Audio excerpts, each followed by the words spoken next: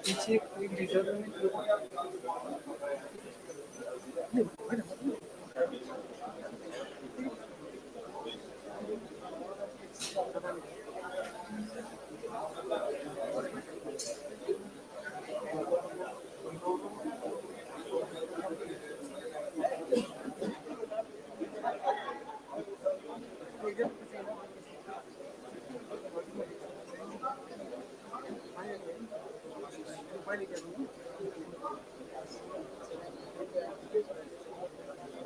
भाई मुझसे पूछना करो भाई 12:30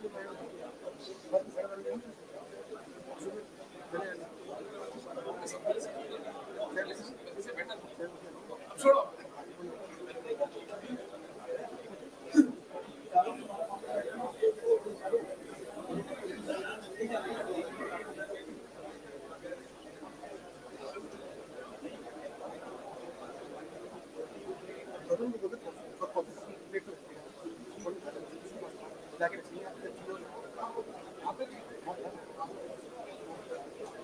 कंप्लीट है उनके पास जाके दी मैंने और कॉफी का बोतल हो गया ना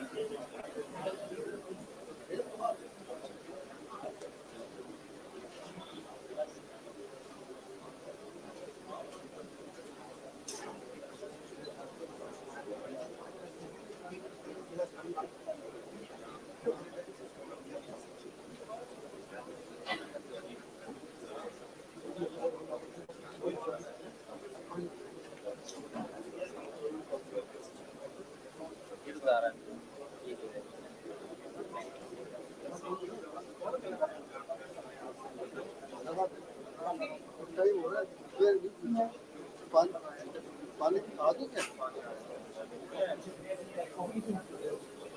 भाई वो अगर पानी वाला नहीं है तो वही रखो नहीं वो ये सब करिए क्यों पर रिजर्व रखो मैं निकालने वाला वो क्या है माले के ऊपर रिजर्व रखो मैंने हमारे बंदे तो लेके आ रहे इसमें तो पानी भर के रख दिया है उन्होंने कहा ना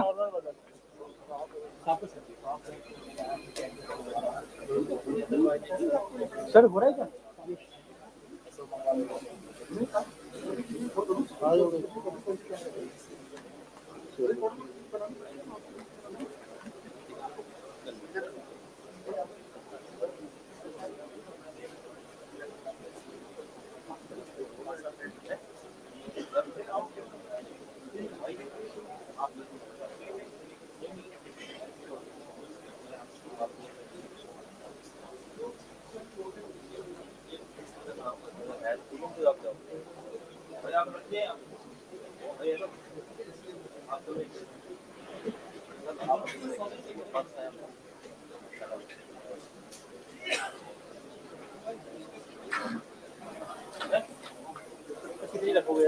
ये ठंडी है क्या कॉफी मिला ना तुम्हें कॉफी चाय अरे भाई ये चाय है कॉफी हो गया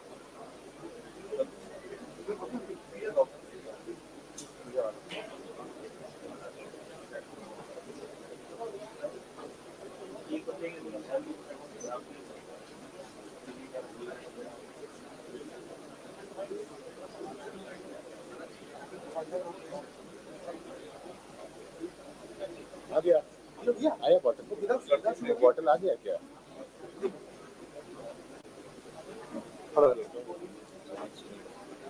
अच्छा ठीक ठीक ठीक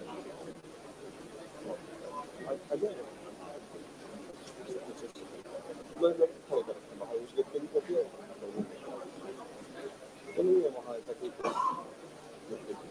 ये वाला एलईडी बंद हो जाएगी।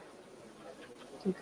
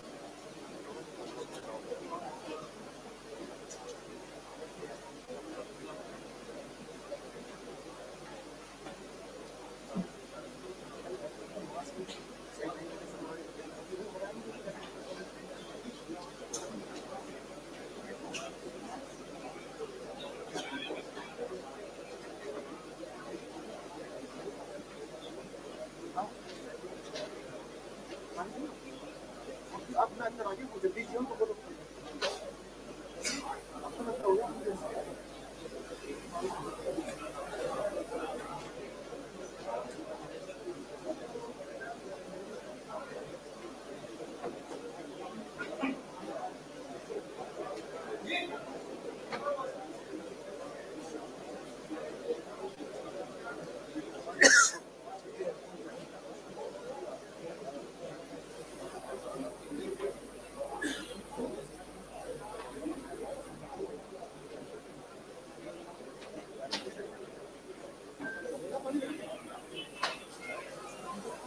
आनंद लिया है पानी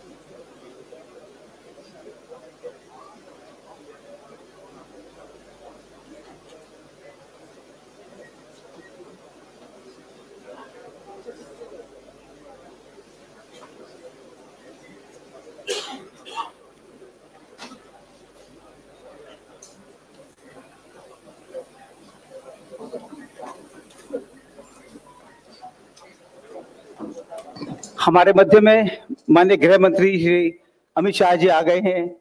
उनका करतल ध्वनि से हम स्वागत करते हैं, अभिनंदन करते हैं।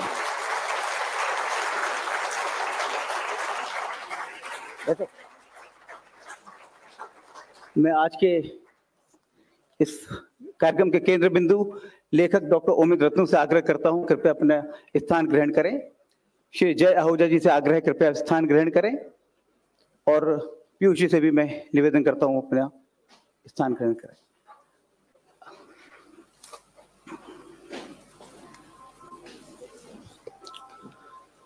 नमस्कार। प्रभात प्रकाशन द्वारा आयोजित इस लोकार्पण समारोह में आप सबका हार्दिक स्वागत है। मेवाड़ के महाराणाओं के गौरवशाली इतिहास को रेखांकित करती डॉक्टर ओमेद रत्नू द्वारा हिंदी एवं अंग्रेजी में लिखित पुस्तकों महाराणा सहस्त्र वर्षों का धर्म युद्ध एवं महाराणास अ 1000 ईयर वॉर फॉर धर्म के लोकार्पण यहाँ माननीय केंद्रीय एवं सहकारिता मंत्री श्री अमित शाह जी के करकमलों से संपन्न होगा। मैं उनका हार्दिक स्वागत करता हूँ। हमारे मध्य में केंद्रीय जल शक्ति मंत्री माननीय श्री गजेंद्र सिंह शेखावत जी को भी रहना था, परंतु पार्टी के दायित्व के कारण वे यहाँ नहीं आ पाए। मैं मंच पर उपस्थित लेखक डॉक्टर ओमेद रत्नू, श्री जय आहूजा, उनका भी स्वागत करता हूं। और इस सभागार में उपस्थित आप सब लेखक, साहित्यकार, पत्रकार, बुद्धिजीवी, समाजधर्मी एवं विभिन्न क्षेत्रों के मूर्धन्य महानुभाव आए हैं।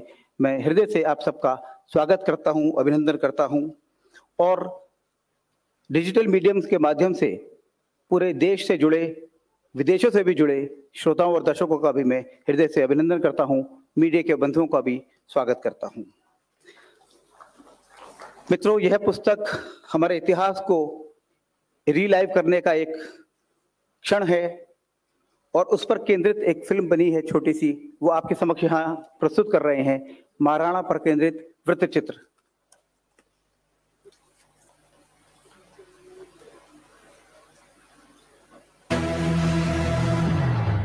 महाराणा कुंभा के पुत्र महाराणा रायमल के 13 पुत्रों में पृथ्वीराज ज्येष्ठ, जयमल द्वितीय एवं सांगा तृतीय थे।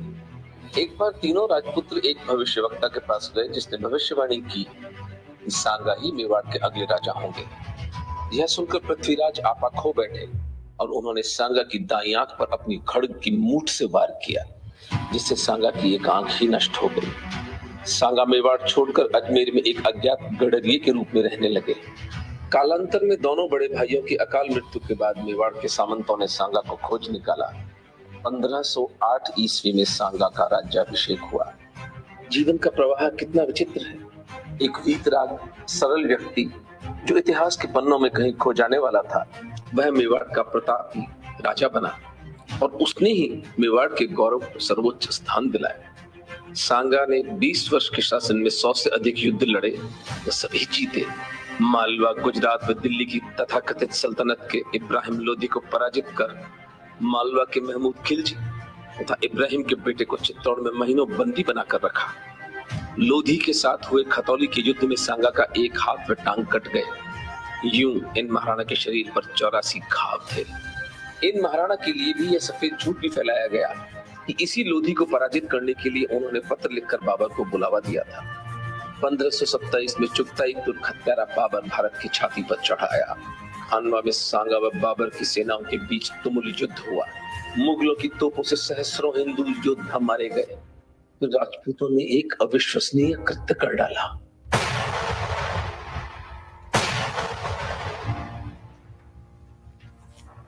मुगलों की तोपें निष्क्रिय करने के लिए राजपूतों ने तोपों में अपने सर दे दिए। यूं अपने शरीरों के परखच्चे उड़वाकर अपने सिरों के मोल चुकाकर खानवा का युद्ध जीता गया। पर इस देश के घटिया व आलसी इतिहासकारों ने खानवा को सांगा की हार बताया। 1528 में बाबर ने सांगा को विष देकर उनकी हत्या करवा दी।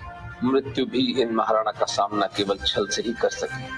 सांगा की हत्या सिद्ध करती है कि हिंदुओं पर मुगलों की विजय शौर्य पर नहीं, कपट के बल पर अर्जित की गई थी। सांगा का जीवन प्रबल प्रमाण है कि कोई पराजय अंतिम नहीं होती, कोई परिस्थिति अजेय नहीं होती, कोई विवशता स्थायी नहीं होती। पुरुष का दृढ़ निश्चय व कर्तृत्व ही निर्णायक होते हैं तथा परिस्थिति व प्रारब्ध ऐसे पुरुष के दास बन जाते हैं। यह पुस्तक हिंदू समाज को खानवा का सत्य बताएगी और सांगा के साथ हुए अन्याय को जग जाहिर करेगी, ताकि इस बार कोई बाबर हम हिंदुओं को धोखे में न डाल पाए। हर हर महादेव। सदियों से आक्रांताओं द्वारा साधारण हिंदुओं की हत्याएं व बलात्कार अकारण नहीं थे। यह एक मनोवैज्ञानिक चाल थी, समाज में भय व्याप्त करने की। भय जिसे उर्दू में दहशत भी कहते हैं। भय एक सम्मोहन जैसा होता है, एक ऐसा सम्मोहन जिसमें व्यक्ति समाज केवल जीवित रहने की सोचता है। इसलिए इस सम्मोहन से स्मृति का विस्मरण हो जाता है और स्मृति का नाश होने से बुद्धि का भी नाश हो जाता है। और बुद्धि नाश के बाद मनुष्य को पशु की भांति दासत्व में जकड़ा जाना अत्यंत सरल है।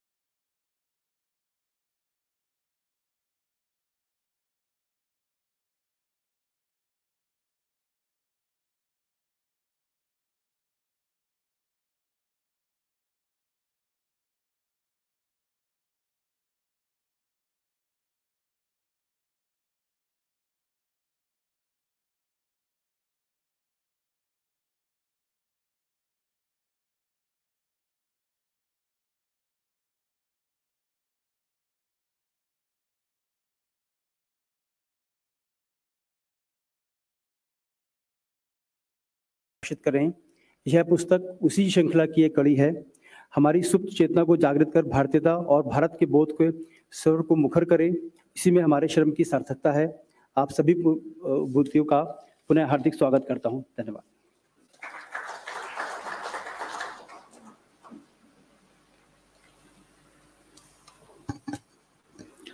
मित्रों, आज का यह कार्यक्रम भारतवर्ष के गौरवशाली और समृद्ध इतिहास के पुनरावलोकन का अवसर है। भारत के प्रतापी महाराणाओं, सम्राटों और राजाओं ने अद्भुत पराक्रम और साहस का प्रदर्शन करके अपने गौरव और अस्मिता का जयघोष किया। उन्होंने विदेशी आक्रांताओं के दुस्साहस और आक्रमणों का प्रतिकार कर अपनी मातृभूमि की रक्षा की, पर इतिहासकारों ने उनके प्रति अन्याय किया और उनके अवदान की न केवल अनदेखी की, वरन उन्हें नेपथ्य में धकेल दिया। भारतीयता और सनातनता के प्रति समर्पित वरिष्ठ ENT surgeon doctor Omendra Ratnu ने सिसोदिया वंश के पुण्य प्रताप को जनमानस तक पहुंचाने के लिए इतिहास का गहन अध्ययन कर महाराणा पुस्तक हिंदी व अंग्रेजी में लिखी है। उनकी लेखनी इन रणबांकुरों की लगातार अनदेखी से उपज है।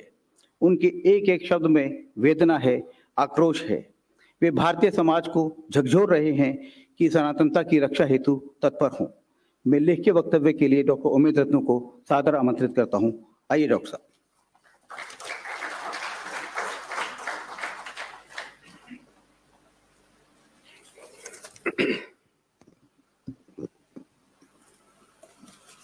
सब मित्रों को जय श्री राम।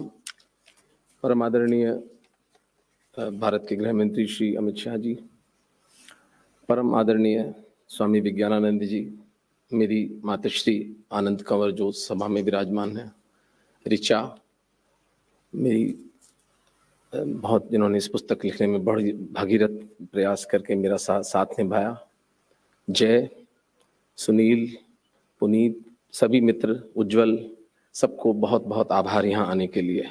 आप सबके पुण्यों का और आप सबके आशीर्वाद का परिणाम है कि ये पुस्तक मैं एक चिकित्सक होने के उपरांत भी लिख पाया और हिंदू समाज को दे पाया।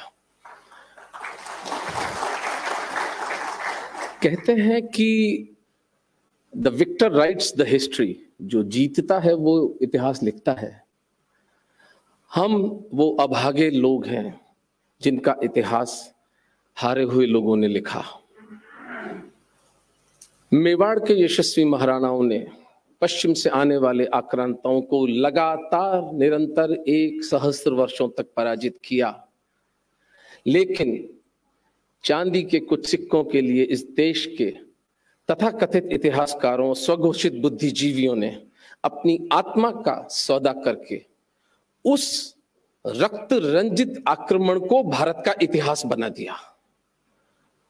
ये व्यभिचार इस देश के साथ हुआ तो ये एडेज अंग्रेजी का कि the victor writes the history Bharat में आकर बिल्कुल उल्टी हो गई। हारे हुए लोगों ने अपना इतिहास लिखा, चाहे फिर वो 84 घावों से खंडित एक हाथ एक पांव कटा महाराणा सांगा हो, 3 सल्तनतों से एक साथ युद्ध करके जीतने वाले महाराणा कुंभा हो,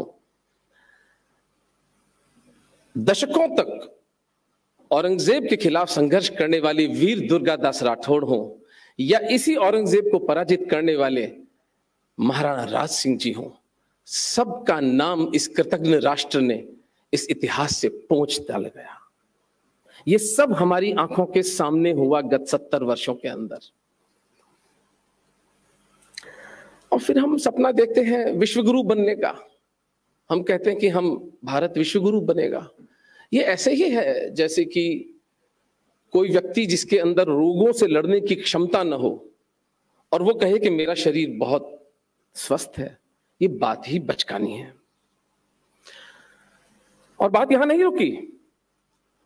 इतिहास का जो अपभ्रंश होना था वो तो हुआ, लेकिन जिन जातियों ने, जिन लोगों ने, राजपूतों ने, जाटों ने, यादवों ने, कुर्मियों ने, हमारे दलित समाज ने अपने जीवन को मिट्टी के घड़े की तरह फोड़ डाला था इन आक्रांताओं से लड़ने के लिए, हमने उनके उपहास और उनके अपमान में क्या क्या उपक्रम किए।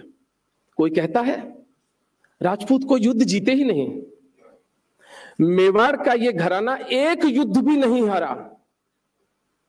इस पुस्तक में सब कुछ लिखा गया है और मेरी खुली चुनौती है, अगर कोई सिद्ध कर दे कि मेवाड़ एक युद्ध भी हारा था, लेकिन मेवाड़ घराने का नाम ही पोंछ डाला गया, तो हमारे समाज तक ये बात ही नहीं पहुंची कि हम कभी जीते भी थे।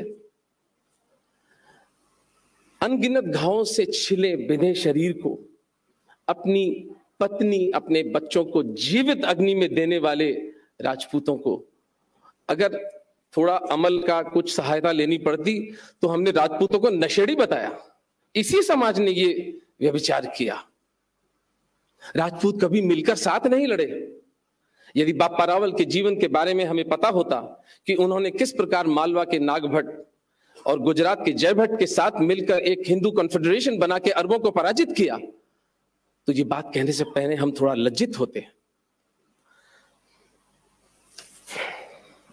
खैर, इन सब झूठों को तो इस पुस्तक में एक एक करके उघाड़ा जाएगा, लेकिन हानि हुई।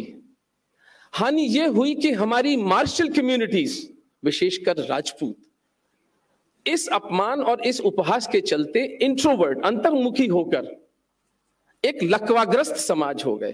क्या हमारा समाज ये अफोर्ड कर सकता है कि 4-5 करोड़ की जनसंख्या वाला क्षत्रिय समाज हीन भावना से ग्रस्त होकर बिल्कुल पैरालाइज्ड पड़ा रहे? ये विषय हिंदू समाज के सोचने का है। आज के युग में प्रोपेगेंडा के बल पर बहुत से समाज अपने खोटे सिक्कों को भी चला लेते हैं। हम वो अभागे लोग हैं जो अपने खरे सोने को नहीं चला पाए, और ये प्रयास इस पुस्तक के माध्यम से मैंने किया है कि इन यशस्वी महाराणाओं के त्याग को सार्वजनिक किया जाए कि इन्होंने किस तरह अपने मस्तकों की बलि चढ़ाकर सनातन धर्म, देश व स्वतंत्रता की रक्षा की। जोसेफ गोबल्स एक नाजी जर्मनी का विचारक हुआ जिसने एक एडेज दिया कि कोई भी झूठ यदि 100 बार बोला जाए तो सत्य हो जाता है। A lie told 100 times becomes the truth. Germany ने तो गोबल्स को नकार दिया, लेकिन भारत में गोबल्स सही सिद्ध हुआ। ये दुर्भाग्य हमारे साथ हुआ। झूठे आत्मा विहीन इतिहासकारों ने जो किया सो किया। 1000 वर्षों की दास्ता का झूठ हमें पिलाया गया। हमारे पुरखों के अकल्पनीय त्याग व बलिदान को विस्मृत कर दिया गया, लेकिन इसका भयानक परिणाम हुआ। भयानक परिणाम हुआ। इन देवतुल्य महाराणाओं के त्याग, शौर्य, करुणा, न्याय, इन जैसे प्रिंसिपल्स, इन जैसे नियमों की पराजय दिखाकर इन इतिहासकारों ने गुंडे मवालियों के द्वारा हिंसा व क्रूरता को इस समाज में स्वीकार्य बना दिया। उसका परिणाम है कि हमारा समाज आज अंधे पैसे की दौड़ में सत्य और न्याय की पालना ही भूल गया है। जब तक हम अपने इतिहास को पुनर्जीवित कर इन यशस्वी महाराणाओं के कंधे पर चढ़ के जगत की ओर एक नई दृष्टि से नहीं देखते, तब तक हिंदू समाज का पुनरुत्थान लगभग असंभव है। अधर्म व अन्याय के बल पर टिका समाज मिटने को अभिशप्त है। वो जीवित रह ही नहीं सकता। It is contradictory. वो जीवन के नियमों के विरुद्ध है कि अन्याय के ऊपर स्थापित समाज जीवित रह सके। कृष्ण ने द्वापर में हमें अधर्म से बचाया, इन महाराणाओं ने हमें कलयुग से बचाया। कृष्ण हमारी स्मृति में रहे तो महाराणाओं का जन्म हुआ। महाराणाओं का विस्मरण हो गया, हमारे समाज की ये दुर्दशा हुई। पुनरुद्धार का मार्ग क्या है? 2 ही मार्ग हैं। सत्य का प्रबल उद्घोष और सत्य की उतनी ही प्रबल रक्षा। और सत्य क्या है? सत्य यह है कि 1 सहस्त्र वर्षों तक एक सिसोदिया वंश ने सतत पश्चिम से आने वाले आक्रांताओं को पराजित किया। उसके कारण आज हम स्वतंत्र हैं और अपने धर्म की पालना कर पाते हैं। मंदिरों में घंटियां बज रही हैं, सर पे तिलक धारण करते हैं, हमारी स्त्रियां स्वतंत्र घूमती हैं। वरना हम भी उसी समाज की तरह अभिशप्त होते।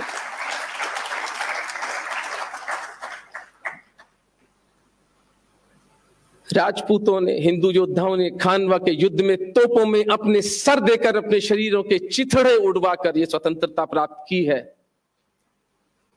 युद्ध में कटे पेट से आंतें बाहर गिर रही थी, उनको कपड़े से बांधकर 50-50 योद्धाओं को इन्होंने मारा, तब जाकर यह स्वतंत्रता मिली है। हजार हजार स्त्रियां 5-5, 6-6 साल के रोते बिलखते बच्चों को अपने बांधकर जीवित अग्नि में जल गईं, तब ये स्वतंत्रता मिली है। बहुत मूल्य चुकाकर ये स्वतंत्रता पाई गई है, इसे यूं नहीं गंवा सकते। तो इस सत्य का प्रबल उद्घोष ही हिंदुओं की नींद उड़ा सकता है। कोई दिल्ली सल्तनत नहीं थी, मैं इस पुस्तक में सिद्ध करता हूं। कोई मुगल साम्राज्य नहीं था तो केवल एक मेवाड़ का यशस्वी घराना, जो सिंध से लेकर मालवा तक और बयाना से लेकर गुजरात तक निशंक निष्कंठ जिन्होंने शासन किया। और केवल शासन नहीं, एक अकेले कुंभा ने मेवाड़ में 32 दुर्ग बनवाए। ये कैसे लोग थे, ये कैसे देवपुरुष थे। 56 युद्ध लड़ते हैं कुंभा, एक भी नहीं हारते, और 32 दुर्गों का निर्माण करते हैं और विजय स्तंभ बनाते हैं, जो आज के आर्किटेक्ट भी देखकर आश्चर्य करते हैं कि हम इतनी बड़ी बिल्डिंग बना भी सकते हैं या नहीं। ये 500 वर्ष पूर्व इस महापुरुष ने कर दिया था। अंतिम बात करूं, सस्ती भावुकता नहीं, तर्क व प्रमाण के आधार पर हिंदुओं का, इस समाज का ये खोया हुआ स्पेस हमें पुनः अर्जित करना होगा।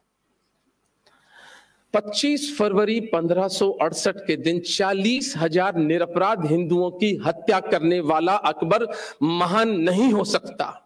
ये उद्घोष हमें करना पड़ेगा। ये निर्लज्जता इस समाज को बंद करनी पड़ेगी कि हमारे पुरखों के हत्यारे को हम महान नहीं कहेंगे, क्योंकि एक देश के 2 आदर्श नहीं हो सकते। अभी प्रताप जयंती गई है, लोग रो रहे हैं, लोग प्रताप के नाम पर हर तरह का आनंद उत्सव कर रहे हैं। प्रताप किससे लड़ रहे थे? प्रताप एक मानसिकता से लड़ रहे थे। और अगर प्रताप महान है तो अकबर महान नहीं हो सकता, और अगर अकबर महान है तो फिर बंद करें ये प्रपंच, फिर प्रताप को भूल जाना ही उचित होगा। ये निर्णय हिंदू समाज को करना पड़ेगा, क्योंकि अब वो परिस्थिति आ गई है जहां हमारे शत्रु हमारे द्वार तक पहुंच चुके हैं। वही संघर्ष नए नए रूप लगकर हमारे सामने आ चुका है। मैं अंतिम बात कर दूं अपनी। अमित शाह साहब विराजे हुए हैं, तो एक जांच कमीशन बैठे निष्पक्ष लोगों का, और वो ये निष्पत्ति निकाले कि इस देश के अंदर गत 70 वर्षों में जो इतिहास लिखा गया है वो सही लिखा गया है या गलत लिखा गया है। और अगर गलत लिखा गया है तो जिन लोगों ने ये महापाप किया है हमारे बच्चों के साथ, हमारे अपने साथ, उन्हें दंडित किया जाना चाहिए, उन्हें छोड़ा नहीं जा सकता। मैं अपनी बात समाप्त करूंगा एक बहुत सुंदर रूपक के साथ, क्योंकि मैं मेवाड़ को यहां पर प्रतिनिधित्व कर रहा हूं। महाराणा अमर सिंह जी, महाराणा प्रताप के पुत्र, उनके काल जीवन में एक समय आया कि उन्होंने 20 युद्ध जहांगीर से लड़े और 20 के 20 जीते, लेकिन उसका मूल्य मेवाड़ को चुकाना पड़ा। मेवाड़ की आर्थिक हानि हुई, 4-4 पीढ़ियां राजपूतों की समाप्त हो गई। एक घर में जब राजपूतनी बच्चे को जन्म दे रही होती, उसके पिता का 12वां हो रहा होता। मेवाड़ जीर्ण शीर्ण हो चुका था। तब अमर सिंह जी एक दोहा लिख के भेजते हैं मुगल जनरल अब्दुल रहीम खान खाना को, जो कि प्रताप के मित्र थे। गौड़ कछावा राठौड़ गोखा जोख करंत। अमर सिंह जी कहते हैं गौड़ राजपूत, कछावा राजपूत और राठौड़ मुगलों से संधि करके ठंडी ठंडी हवाओं के झोंके खाते हैं। कहियो खाना खान ने हम वनचर होया फिरंत। कोई खान खाना से जाकर कहो कि हम जानवरों की तरह जंगलों में रहते हैं। उत्तर सुनिएगा अब्दुल रहीम खान खाना का, और ये उत्तर अगर हिंदू समाज घोल कर अपने आत्मा में पी जाता है तो हमारे पुनरुत्थान को कोई शक्ति नहीं रोक सकती। ये एक मुसलमान जनरल मेवाड़ के महाराणा को लिखकर भेज रहा है। मैं भावुक हो जाता हूं जब इस बात को स्मरण करता हूं कि सत्य में ये घटना घटी है। ऐसे लोग थे, क्या चरित्र था उनका। अब्दुल रहीम खान खाना लिखते हैं, धर रहशी रहशी धर्म, खप जाशी खुरसाण। धरती रहेगी, हिंदू धर्म भी रहेगा, इन मुगलों का नाश निश्चित है। धर रहशी रहशी धर्म, खप जाशी खुरसाण। अमर विशंभर ऊपर राखो नेचो राण। आपके ऊपर विश्वंभर परमात्मा का आशीर्वाद है, आप धीरज रखिए और लड़ाई जारी रखिए। यदि अब्दुल रहीम खान खाना के ये शब्द हमारे चित्त को आंदोलित करते हैं, हमारे चित्त में शौर्य, समर्पण, त्याग का बीजारोपण करते हैं, तो ये पुस्तक अपने मंतव्य में सिद्ध हुई। आप सबने इतने प्रेम से मेरी बात सुनी, इसके लिए बहुत आभार। हर हर महादेव।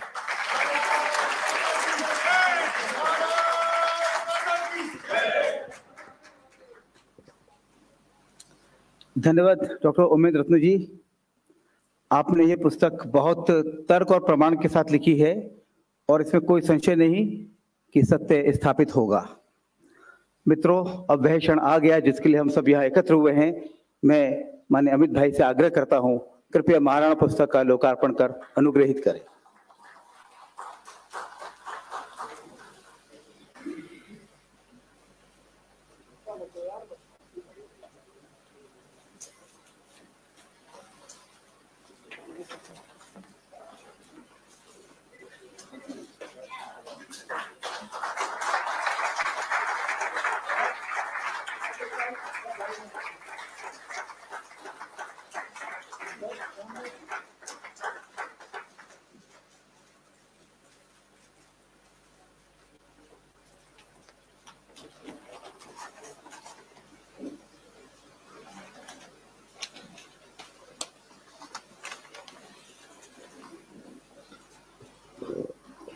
हमारे मध्य में प्रसिद्ध चित्रकार श्री धर्मेंद्र राठौर जी हैं।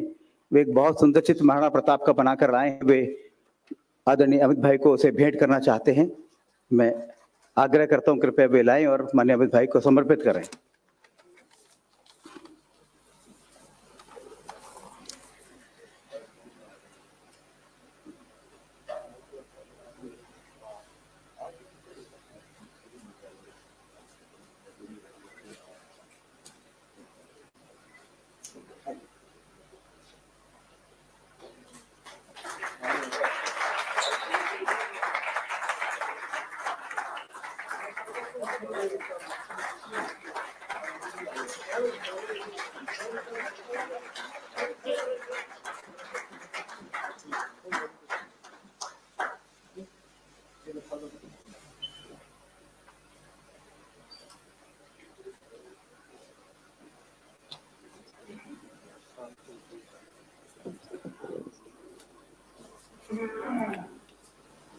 भारतीय राजनीति के चाणक्य के रूप में विख्यात भारतवर्ष के गृह एवं सहकारिता मंत्री माननीय श्री अमित भाई शाह ने अपनी अपूर्व दूरदृष्टि, कूटनीति और संकल्प शक्ति से देश को आश्वस्ति प्रदान की है। माननीय प्रधानमंत्री श्री नरेंद्र भाई मोदी के नेतृत्व में उन्होंने जम्मू कश्मीर से धारा 370 हटाने का अभिनंदनीय कार्य किया है।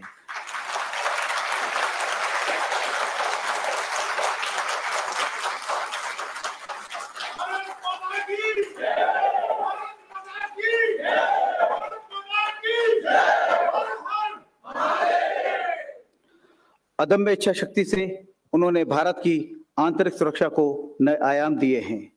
भारतीय जनता पार्टी के राष्ट्रीय अध्यक्ष के रूप में उन्होंने पार्टी को नई दृष्टि दी और उसे विश्व के सबसे बड़े राजनीतिक दल के रूप में पहचान दी।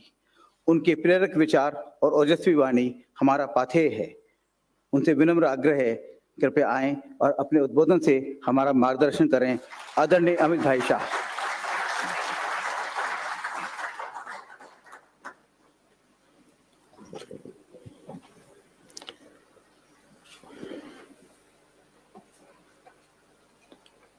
आज के कार्यक्रम में मेरे साथ मंच पर उपस्थित डॉक्टर अमेंद्र रत्नू जी, जिन्होंने हमेशा राष्ट्रवादी प्रकाशनों को प्रकाशित करने के लिए कभी नफा नुकसान का नहीं सोचा, ऐसे प्रभात प्रकाशन के भाई प्रभात कुमार जी, श्री पीयूष कुमार जी, श्री आहूजा जी, और आज इस सभागार में उपस्थित सभी भारत प्रेमी भाई और बहनों, आप सभी को नमस्कार।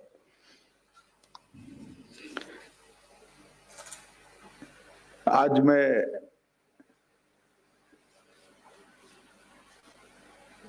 बहुत आनंद और संतोष के साथ इस सभागार में महाराणा पुस्तक के लोकार्पण के लिए यहां उपस्थित हुआ हूं।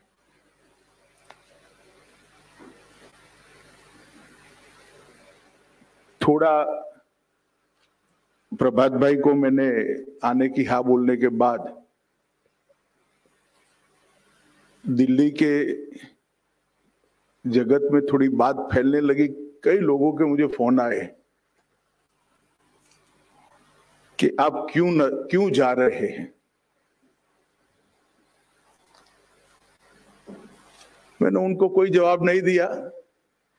जब तीसरा चौथा फोन आया तब मैंने उनको एक प्रश्न किया कि मैं क्यों न जाऊं।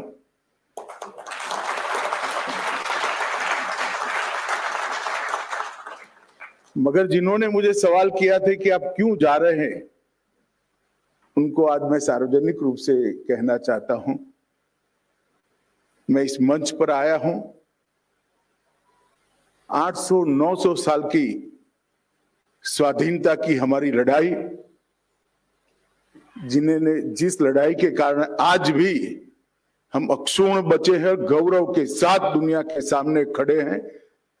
ये लड़ाई लड़ने में शहीद हुए हजारों करोड़ों लोग, जिन्होंने मृत्यु को बहुत साहसिकता के साथ स्वीकार किया,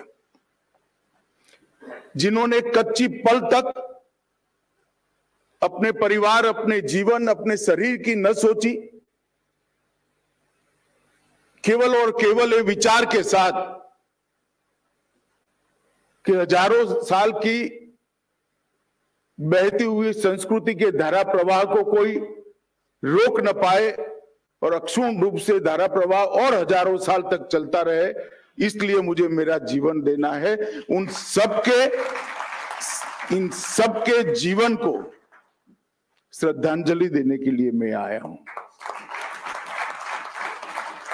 वो अमर हुतात्माओं के वो निर्णय की अनुमोदना करने आया हूं कि आज आपकी सैकड़ों साल की लड़ाई के कारण ही भारतीय संस्कृति, हमारा धर्म और हमारे विचार बचे भी है, संरक्षित भी हुए हैं, संवर्धित भी हुए हैं और विजयी भी हुए हैं। मैं सबसे पहले डॉक्टर ओमेंद्र रत्नू को बहुत बहुत साधुवाद देना चाहता हूं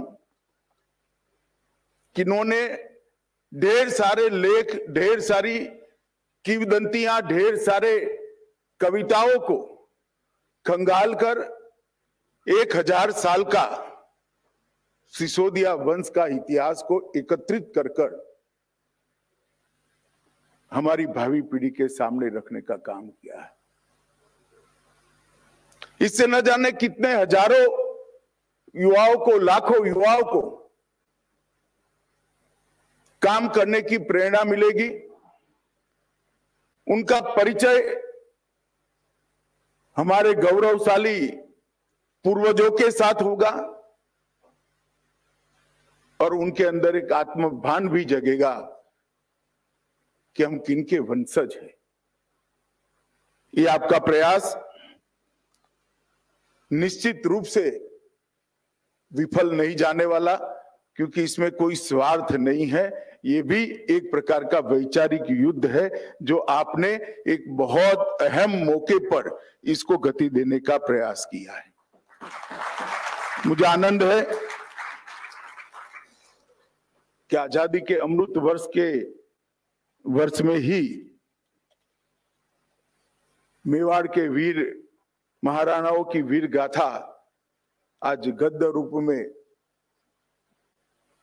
प्रकाशित हो रही है। मित्रों, मैं इतिहास का विद्यार्थी हूं। मुझे बचपन से इतिहास को पढ़ाया गया है। आज डॉक्टर साहब के कारण सिसोदिया वंश का 1000 साल का गौरवगान एक पुस्तक में समाहित कर समाज के सामने रखा है, मगर देश भर में अनेक जगहों पर इस प्रकार के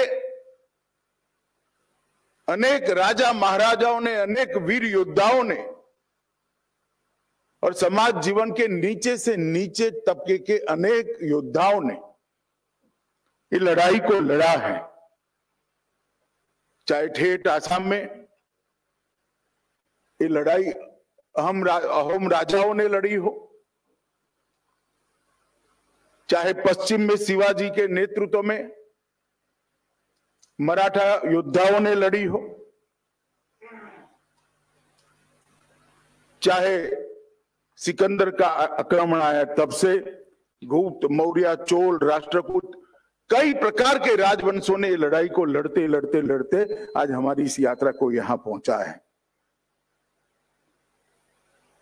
थोड़ा मैं पुस्तक पर जाने से पहले उमेंद्र रत्नू जी का एक उद्गार था कि हमारे इतिहास को विकृत कर दिया गया। उसमें थोड़ा अलग दृष्टिकोण रखने वाला व्यक्ति हूं।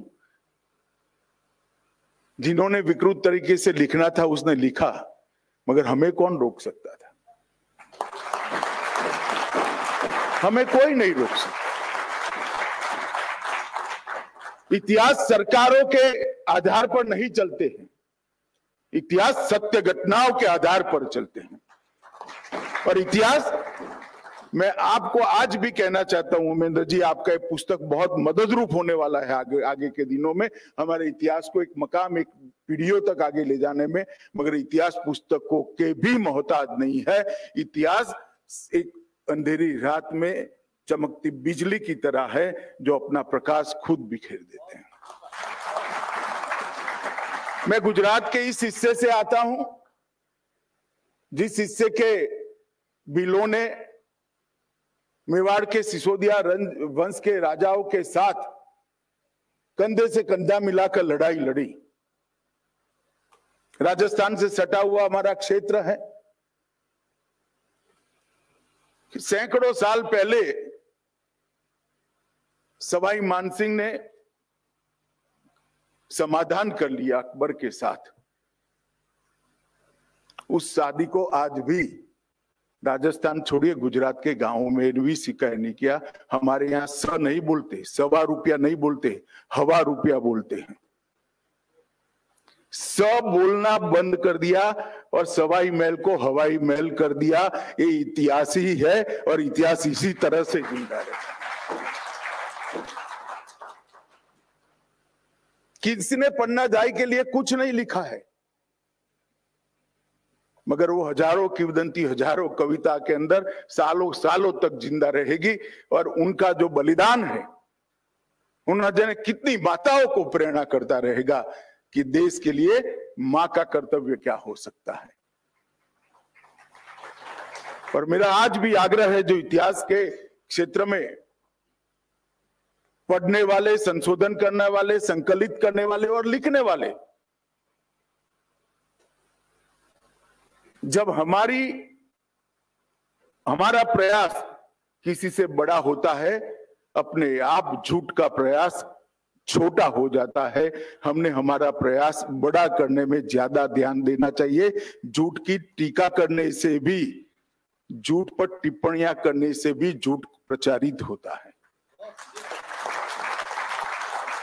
हमें कोई नहीं रोकता है हमारा इतिहास लिखने से। अब हम स्वाधीन हैं, किसी के मोहताज नहीं है। हम हमारा इतिहास खुद लिख सकते हैं। और डॉक्टर साहब, आज आपने भी इतिहास ही लिखने का काम किया है और गौरवपूर्ण इतिहास लिखने का काम किया है। मैं आपको बहुत बहुत बधाई देना चाहता हूं। कोई भी समाज को अगर अपने उज्जवल भविष्य को बनाना है तो अपने इतिहास से प्रेरणा भी लेनी चाहिए, अपने इतिहास के आधार पर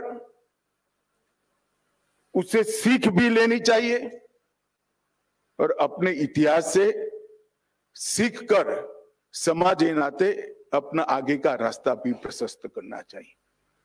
ये बात सही है, कुछ लोगों ने इतिहास को इस तरह से लिखा जिससे निराशा का जन्म हो, मगर मैं आपको बताना चाहता हूं कि ऐसी भूमि है जहां निराशा टिक ही नहीं सकती। 25, 50, 100 साल बस हो गया, अंत में विजय तो सत्य का ही होता है और सत्य का ही हुआ है। और ओमेंद्र जी ने जो प्रयास किया है उसमें 1000 साल का इतिहास, बापा रावल से लेकर आज तक का एक गौरवपूर्ण इतिहास को उन्होंने कुछ पृष्ठों के अंदर समाहित करने का प्रयास किया है। इस पुस्तक को अगर आप बारीकी से देखोगे तो कई चीजें दिखाई पड़ेगी। एक किंवदंतियां थी कि हम अपने सीमित स्वार्थ में बंध कर रहते थे, ये देश कभी था ही नहीं। इस देश के अंदर सब अपने अपने निहित स्वार्थ के अंदर ही जीवन जीते थे। युद्ध लड़े वो भी अपने सम्मान के लिए लड़े, अपने अभिमान के लिए लड़े, संख्या बल एकत्रित नहीं कर पाए। इस पुस्तक को पढ़ोगे तो मालूम पड़ेगा प्रतिहार राजाओं को, नागभट्ट और पुलकेशी को कैसे बापा रावल ने साथ में लेकर इस्लामी आक्रमण को नेस्त नाबूद किया था। सिर्फ 6000 सैनिकों के आधार पर 50,000 से बड़ी अरबों की फौज को दिन में तारे दिखाने का काम वीर बापा रावल ने किया था। वो जन्म से राजवी नहीं थे। और आज इसलिए देश का पश्चिम क्षेत्र आज भी बापा रावल का नाम आते ही बच्चा बच्चा सम्मान के साथ, गौरव के साथ उनकी स्मृति को अपनी आत्मा के साथ जोड़ता है। और बापा रावल का ये जो प्रयास था, इसने 500 साल तक देश की पश्चिमी सीमा से आक्रमण नहीं होने दिया। कोना तो ये भी था, कच्छ वाला कोना भी था, और वहां से कई आक्रमण हुए भी, मगर हर बार उनको वापिस भेजा गया। रावल खुमान का इतिहास भी यहां पर बहुत अच्छे तरीके से रखा है। शायद आज के विद्यार्थियों ने रावल खुमान का नाम भी न सुना हो। उन्होंने कई बार परदेसी आक्रामकों को बाहर तक खदेड़ने का काम किया। रावल रतन सिंह और खुमान के कालखंड में भी लगभग 40 राजवंशों को एकत्रित कर एक मजबूत प्रतिकार देने का काम यहां से हुआ था। ढेर सारे कहानियों को इन्होंने संकलित किया है। महाराणा लक्ष्मण सिंह, राणा कुंभा, राणा सांगा और महाराणा प्रताप तक एक गौरवशाली युद्ध को जो पीढ़ियों तक चला, इसको संजोने का काम डॉक्टर साहब ने किया है। कई सारे लोगों ने अलग अलग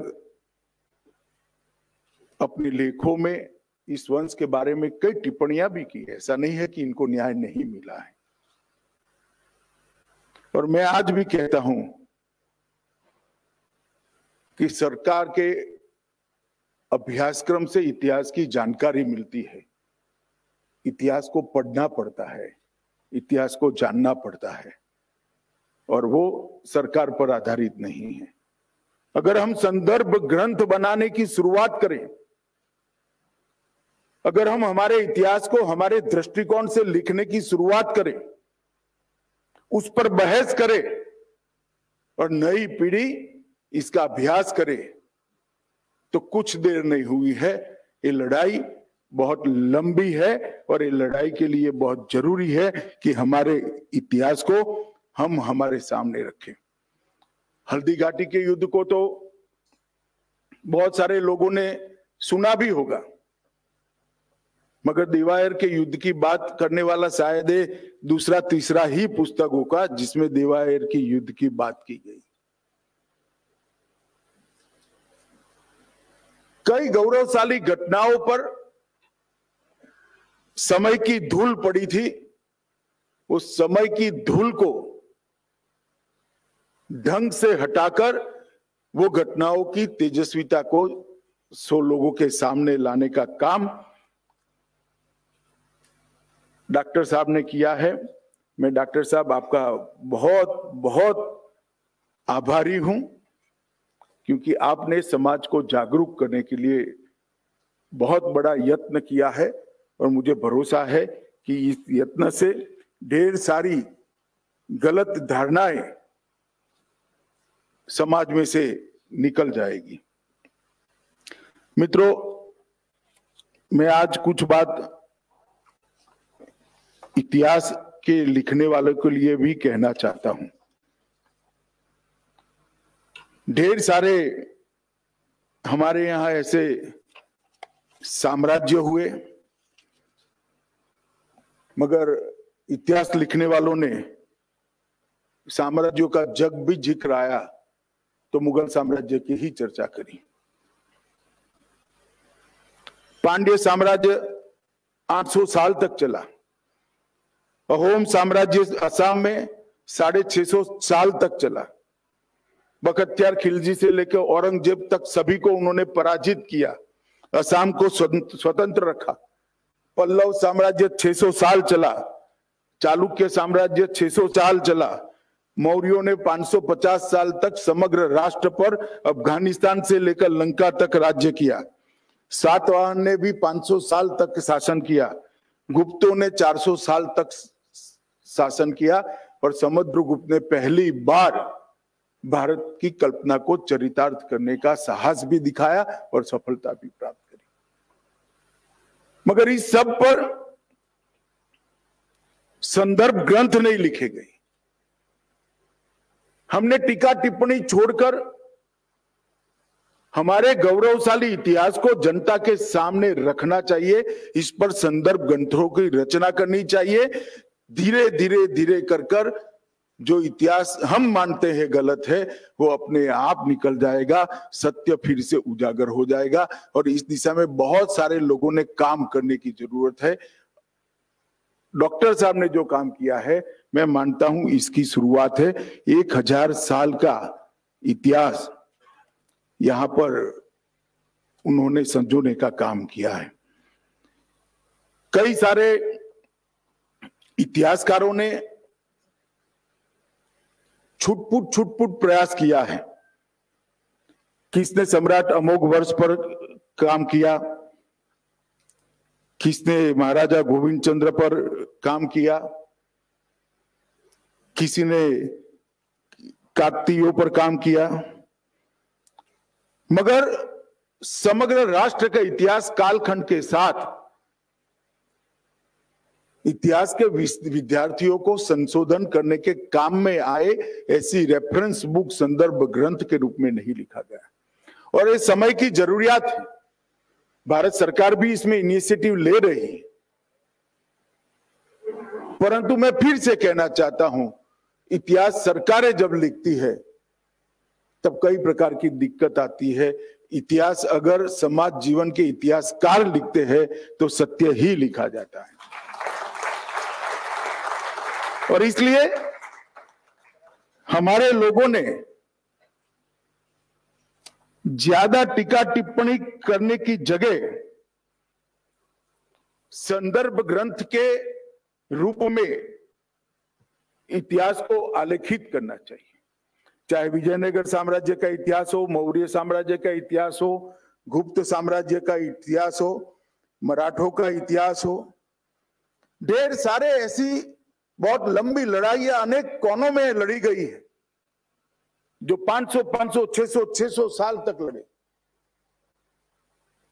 पंजाब में सिख गुरुओं ने लड़ाइयों को लड़ा। वीर दुर्गादास राठौड़ व्यक्ति ही साम्राज्य की तरह था, इस प्रकार की लड़ाई लड़े। बाजीराव पेशवा ने पुणे से लेकर अटक से लेकर कटक तक भगवा फहराने का काम किया। इस प्रकार के व्यक्तित्व भी है जिनके जीवन को भी न्याय नहीं मिला है। हमने इस दिशा में भी काम करना चाहिए और हमारे साम्राज्यों के बारे में भी काम करना चाहिए। अगर वीर सावरकर न होते तो आज मैं दावे से कह सकता हूं कि 1857 का सत्य छिपा रह गया होता। इतिहास को सपाट तरीके से फौरी नजर से देखने वाले देखते हैं कि ये युद्ध में ये पराजित हुआ, ये विजयी हुआ, मगर उनको मालूम नहीं है कि हार कर भी विजेता होने वाले लोगों से ही देश का इतिहास बना है, जो हार गए मगर विजेता बने, लड़ाई को सालों सालों तक आगे बढ़ाए।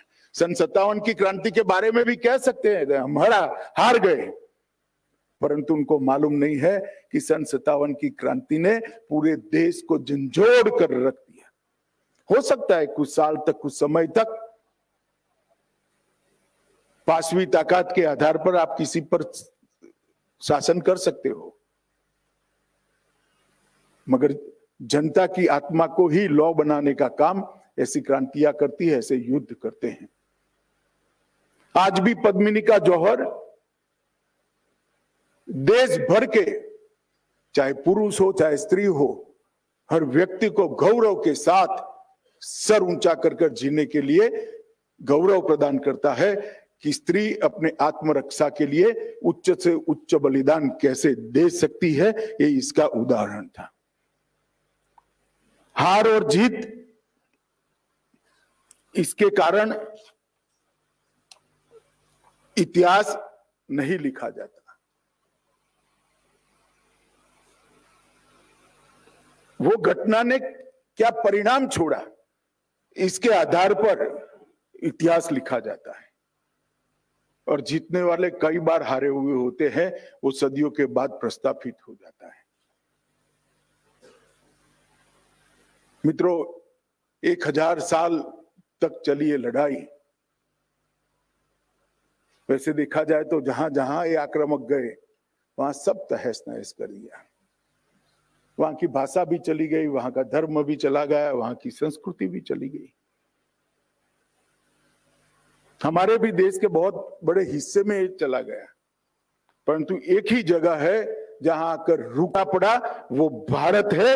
यहां आकर रुकना पड़ा, यही लड़ाई मिली, यही हम लड़े, अपनी भाषा के लिए लड़े, अपनी संस्कृति के लिए लड़े हैं, अपने धर्म के लिए लड़े और मजबूती के साथ लड़े हैं, पीढ़ियों के बलिदान देकर लड़े हैं।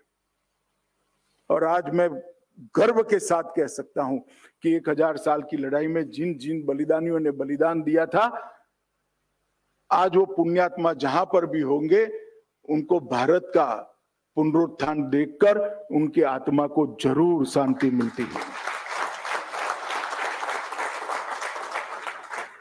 फिर से एक बार गौरव के साथ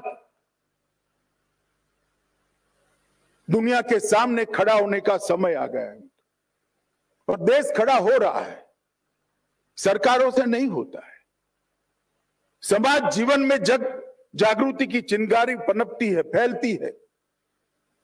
और वो आग में बदलती है, तभी जाकर परिवर्तन आते हैं, तभी जाकर समाज का गौरव जागरूक होता है। सालों के बाद आज लाखों बलिदानियों के बलिदान पर गौरव ले, इस प्रकार की समाज की जागृति आज समाज में देखने को मिल रही है। सालों के बाद हमारी संस्कृति को दुनिया भर में स्वीकृति मिले, इस प्रकार की स्थिति को हम देख रहे हैं। सालों के बाद समग्र दुनिया में देश का गौरव बढ़ता हुआ हम देख रहे हैं।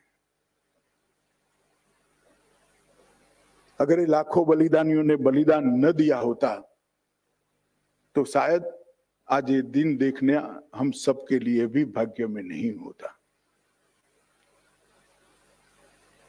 मैंने पुस्तक को पूरा तो नहीं पढ़ा है, मगर कुछ प्रकरण को मैंने जरूर पढ़ा है।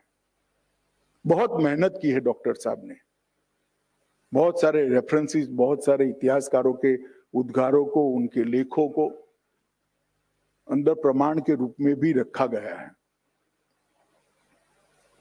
मैं जरूर चाहूंगा कि इतिहास के विद्यार्थी 1000 साल के अपराजित हमारे संघर्ष को, एक ही वंश के गौरवमयी बलिदान को जरूर पढ़े, जरूर जाने।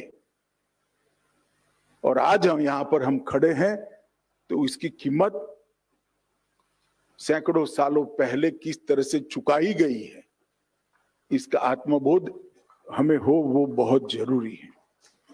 मैं फिर से एक बार डॉक्टर साहब को, और मैं फिर से कहना चाहूंगा, क्योंकि मैं जानता हूं प्रभात भाई कभी भी प्रॉफिट होगा या लॉस नहीं देखते हैं। राष्ट्रवादी विचारों का प्रचार करने वाले हर पुस्तक का वो प्रकाशन करते हैं, तो प्रकाशक और लेखक दोनों को मैं मन से बहुत बहुत बधाई देता हूं। और डॉक्टर साहब को भी कहता हूं कि आप भले अभी राजस्थान के हैं और सिसोदिया वंश के लिए काम किया है, मगर ईश्वर ने आपको एक प्रकार की कुनेह दी है, ईश्वर ने एक प्रकार की कला आपको दी है। भारत भर में जितने भी इस प्रकार के संघर्ष हुए, इसका एक अभ्यास करना चाहिए, इसको संदर्भ ग्रंथ के रूप में प्रकाशित भी करना चाहिए। और आज मैं इस मंच से देश भर के इतिहास का लेखन करने वाले भाइयों बहनों को भी कहना चाहता हूं कि अतीत को खंगाल कर वर्तमान के लिए पुनर्जीवित करना ही इतिहास का काम है। और आप अतीत के गौरव को खंगाल कर वर्तमान के लिए पुनर्जीवित करोगे, इसमें से ही उज्जवल भविष्य का निर्माण होगा, ऐसी मेरी पूरी श्रद्धा है। फिर से एक बार डॉक्टर साहब को बहुत बहुत बधाई देकर मेरी बात को समाप्त करता हूं। वंदे मातरम।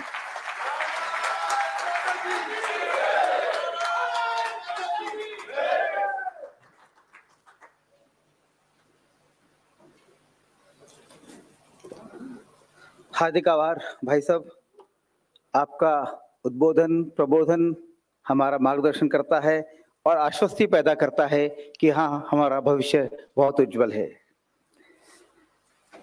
हम कृतज्ञ हैं आपके आगमन से और आप सबके प्रति कृतज्ञता ज्ञापित करने के लिए मैं जय आहूजा जी से आग्रह करता हूं वे आएं और आभार प्रदर्शन करें।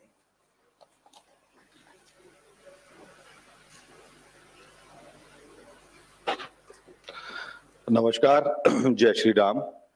सर्वप्रथम मैं उन हमारे परिवार के लोगों का आभार व्यक्त करूंगा जिनके कारण जय आहूजा और ओमेंद्र रत्नू जैसे लोग इस लड़ाई को अपनी और अपने धर्म की लड़ाई समझ के आगे आ जाते हैं।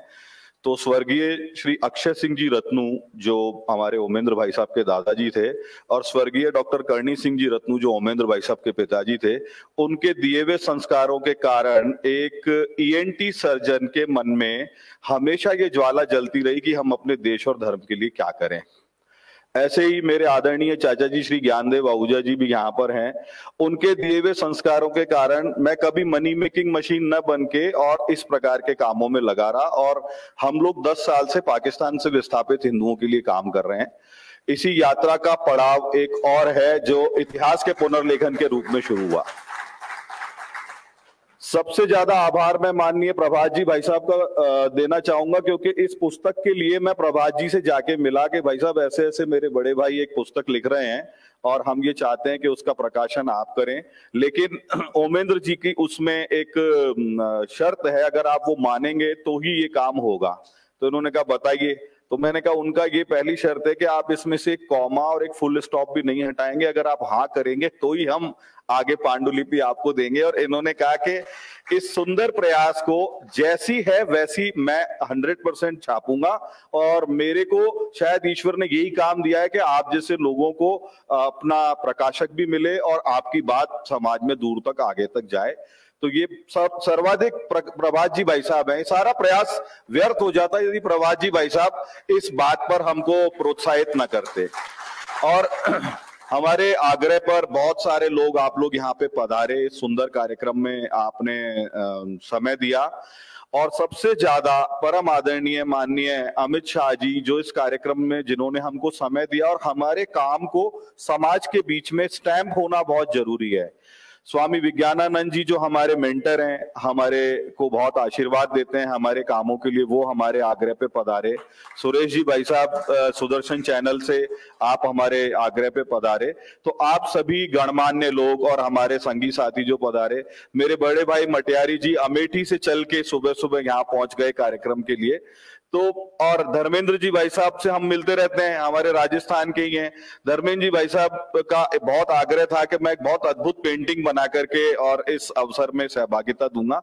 तो ऐसे हमारे जितने भी सब संगी साथी लोग हैं, बड़े भाई हैं, छोटे भाई हैं, कुछ मेरे मित्र अलवर से, रामगढ़ से आए हैं, जयपुर से आए हैं, जोधपुर से आए हैं, मुंबई से आए हैं, आप सभी का हृदय से बहुत बहुत आभार। आपने आके हमें अनुग्रहित किया। और माननीय अमित शाह साहब का तो मतलब जितना आभार व्यक्त किया जाए कम है, क्योंकि हम जैसे लोगों के प्रयासों को अनावश्यक कंट्रोवर्सी में डालने का प्रयास किया जाता है, जबकि उसमें पूरी सहृदयता और सच्चाई है।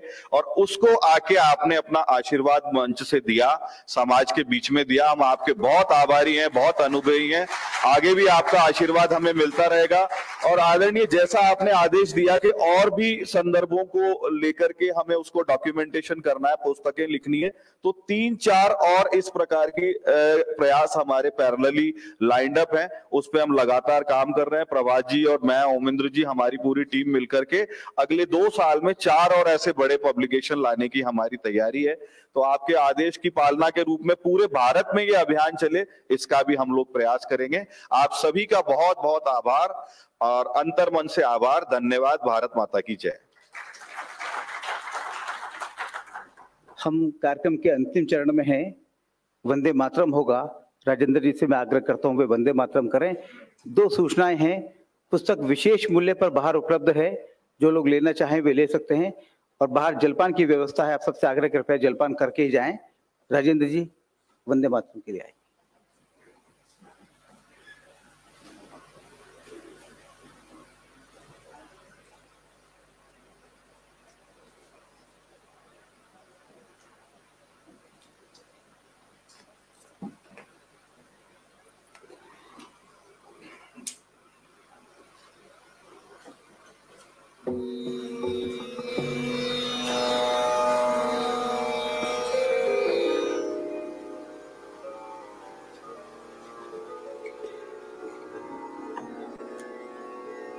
वंदे मातरम,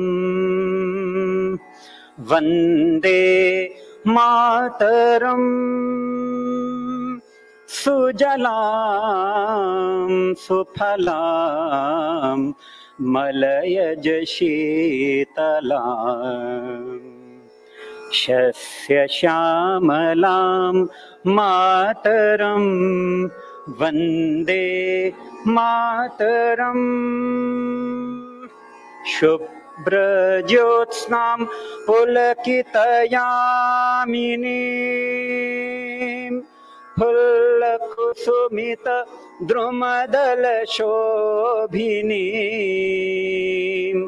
सुहासिनीं सुमधुर भाषिणीं सुखदां वरदां मातरं वन्दे मातरम्। कोटि कोटि कंठ कल कल निनाद कराले, कोटि कोटि भुजै धृत खर करवाले। अबला के नो माए तो बोले, बहुबला धारिणीं नमामि तारिणीं रिपुदला वारिणीं मातरं वन्दे मातरम्। तुमि वेद्या तुमि धर्म तुमि हृदि तुमि मर्म, त्वं हि प्राणा शरीरे बहुते तुमि मा शक्ति, हृदये तुमि मा भक्ति। तुम्हारो ही प्रतिमा गढ़ी मंदिरे मंदिरे, वंदे मातरम्। त्वं हि दुर्गा दश प्रहरण धारिणीं, कमला कमलदल विहारिणीं, वाणी विद्या दायिनीं नमामि त्वां, नमामि कमलाम्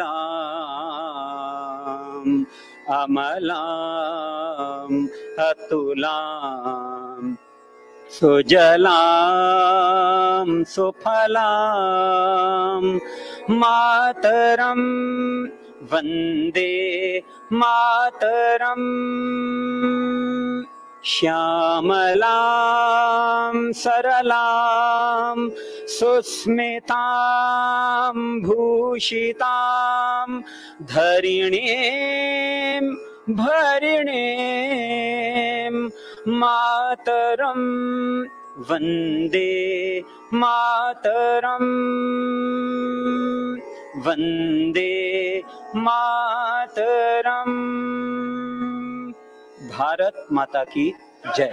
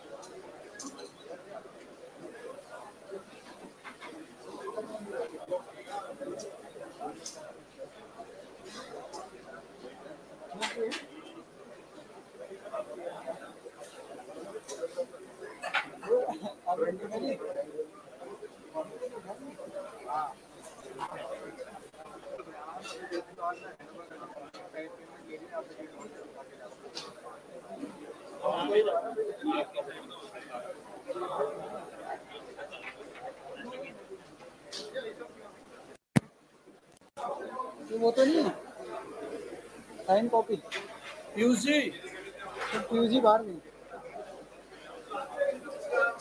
भाई, साइन कॉपी तो नहीं है जो घर पे जानी थी ले गए थे उनके साथ। खड़े हो आप क्या खड़े हाँ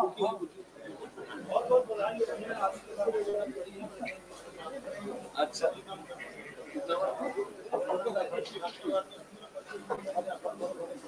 अच्छा अच्छा अच्छा हेलो